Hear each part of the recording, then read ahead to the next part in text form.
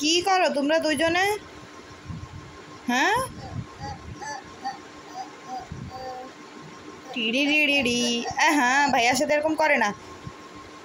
আইমান তুমি কি করো কি করো কি করো? দেখ কি করে তাকাচ্ছে কি করে তাকাচ্ছে। ও বাবা, এদিকে তাকাও, সোজা করে তাকাও।